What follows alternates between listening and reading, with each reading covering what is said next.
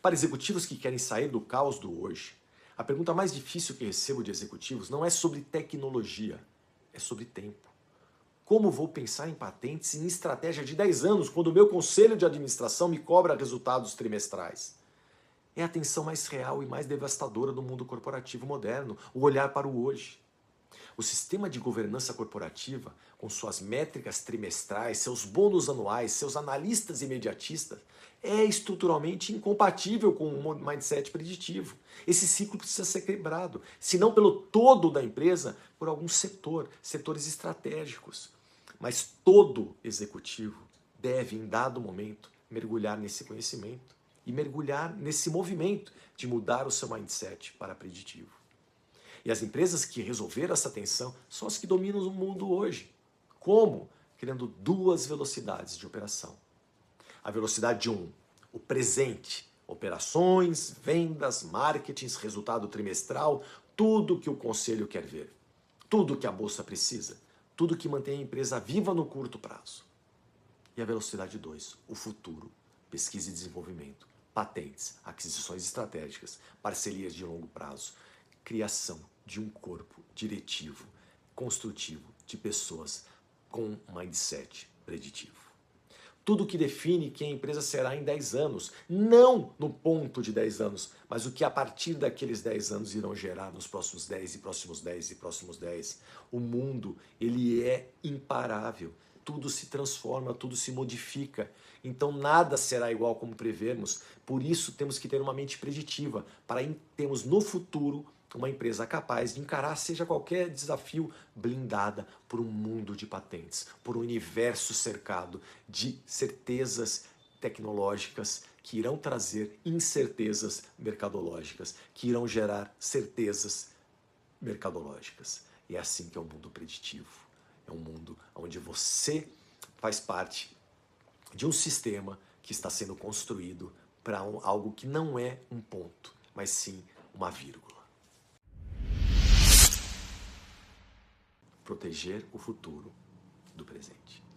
Para investidores que querem enxergar além do trimestre, se você quer investir nas empresas que vão dominar o mundo em 2035, pare de olhar para PE, ratios e comece a ler mais sobre os mercados preditivos. Aprenda a identificar concentração de feelings.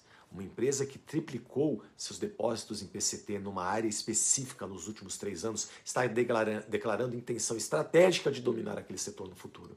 Essa é a informação mais valiosa que existe e está pública. Então você só precisa aprender a interpretá-la. As áreas de cross-feeling, quando múltiplas big techs depositam patentes das mesmas classes IPC ao mesmo tempo, há uma batalha tecnológica ocorrendo ali. Quem tiver o portfólio mais robusto naquele território, e aí você precisa de especialistas para analisar, em 5 anos provavelmente dominará aquele mercado. E se você antecipar, vai ganhar com eles. Aquisições de portfólio.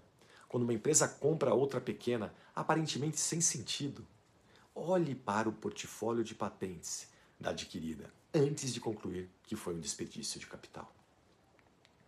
White spaces. Áreas onde nenhuma Big Tech está depositando patentes. Esse é o verdadeiro oceano azul. As pessoas acreditam que o oceano azul ele não contém tubarões. Se esse oceano azul estiver infestado de patentes, ele apenas contém tubarões invisíveis. Paradoxalmente, as mais perigosas, ou porque a tecnologia ainda não existe, ou porque alguém está prestes a dominar sozinho. Cuidado com os white spaces, cuidado com os oceanos azuis, sem antes entender profundamente o mercado de patentes. Pode ser que você gaste bilhões e desenvolva algo que nunca poderá ser comercializado. Para as nações que querem prosperidade soberana, a mensagem é direta e urgente.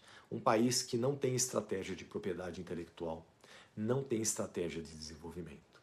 Vou falar agora especificamente da minha nação, o Brasil. Mas esse vídeo não é somente para a minha nação. Mas o Brasil possui um dos setores de registros de patentes mais lentos do mundo. E nossos números de patentes perante a capacidade de inovação desse povo é ridículo.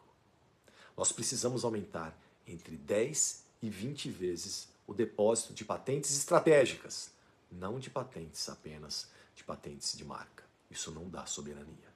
Nós precisamos sim avançar nos mercados PCTs, trazer patentes que eu chamo de 50x, 50 vezes. Isso vale para todos os países. Infraestrutura, educação, saúde são essenciais, mas sem IP, um país pode ter a melhor infraestrutura do mundo e ainda assim ser dependente de tecnologias que não controla, pagamento de royalties para usar o que precisa para crescer. E isso é muito estratégico. Um país ele pode ser desplugado caso ele entre em conflito com um país que detém as patentes. Ele pode ser simplesmente desligado do sistema financeiro, desligado do sistema tecnológico. Existe uma teoria de que se um país for desligado de todas as big techs ao mesmo tempo, ele demoraria 40 anos para se recuperar. Isso é muito tenebroso. As nações que prosperarão nas próximas décadas serão aquelas que criarem sistemas de incentivo para depósito de patentes PCT, construírem fundos de aquisição de portfólios de IP estratégicos. É nisso que eu venho trabalhando. Educarem engenheiros não apenas para fazer tecnologia, mas para protegê-la. Criar empresas, parcerias, estratégias para que as empresas desenvolvam esse mercado de patentes internamente no país que estiver. Esses países precisam entender que as empresas são sim o motor, não só da economia, mas como a garantia de um futuro estratégico, caso elas determinem e desenvolvam áreas de pesquisa e desenvolvimento fortalecidas pelas patentes. Esses países e as empresas precisam aprender a ler preditivamente o futuro e usar com inteligência o instrumento geopolítico das patentes. Isso não é ficção científica, é o que a Coreia do Sul fez com a Samsung e LG, é o que Taiwan fez com a TSMC e é o que a China está fazendo hoje em escala industrial em inúmeros setores. E as implicações reais para você, consumidor. O que você paga, o que você recebe, o que você não sabe que está financiando. Quando você compra um iPhone 18 por 12 mil reais, você está pagando por algo muito mais complexo do que hardware e software. Você está pagando pelo produto físico, 15 a 20% do preço final, pela marca, experiência de marca, usabilidade, de 20 a 25% do valor do produto. A margem de lucro da Apple deve beirar na casa dos 30%. Pelo ecossistema de patentes, de 15 a 20% do valor. Royalties pagos a terceiros, amortização de investimentos em pesquisa e desenvolvimento, custo de manutenção de portfólio de IP. Mas o que você recebe de volta em termos de benefício não é óbvio. Cada patente que a Apple detém é uma garantia de continuidade tecnológica. Significa que a tecnologia que você usa hoje não pode ser copiada imediatamente por uma empresa que produz hardware mais barato e com piores condições de trabalho. Significa que há um incentivo econômico para continuar inovando. O sistema de patentes, na sua essência, é um contrato social com o futuro. Você me dá exclusividade por 20 anos e eu publico como fiz para que, depois de 20 anos, qualquer um possa usar livremente. 20 anos é muito tempo no mercado de tecnologia. O problema é que as Big Techs descobriram ainda como estender esse contrato indefinidamente, através de patentes de melhoria incremental, de patentes de design, de patentes de processo, de patentes de software. Existem patentes no mundo que uma patente chamada de mãe gera mais de 15, 20, 30 mil filhos. 30 mil patentes no seu entorno que vão blindando, que vão minando o campo para qualquer outra empresa que queira entrar no setor. Criando uma muralha que nunca expira, porque sempre que um tijolo cai, uma patente vence a 10 tijolos novos prontos para substituí-lo. O consumidor paga o preço dessa muralha. A inovação é real, mas o custo da exclusividade também é real. O paradoxo do iPhone 18 para o consumidor. Com o modem C1X proprietário e sem royalties, a Qualcomm, a Apple economiza bilhões. O consumidor vai pagar menos pelo iPhone 18? Não. A Apple vai capturar essa margem e vai usar boa parte dela para financiar a próxima geração, aonde eu estarei e o que eu gerarei do local que eu vou estar, no meu mindset preditivo, vai usar muito bem esse dinheiro. A próxima geração de pesquisas e patentes, que vai criar a próxima dependência do consumidor dentro do ecossistema Apple. Isso não é crítica, é a lógica do sistema de quem entendeu o jogo. E é importante que o consumidor, e especialmente o investidor e o executivo, entendam o ciclo de inovação das Big Techs. É um ciclo de autossustentação do poder. Você paga, eles pesquisam, eles patenteiam, eles inovam. Você paga mais e o ciclo se expande, se consolida e se torna cada vez mais difícil de desafiar, se não impossível de se quebrar.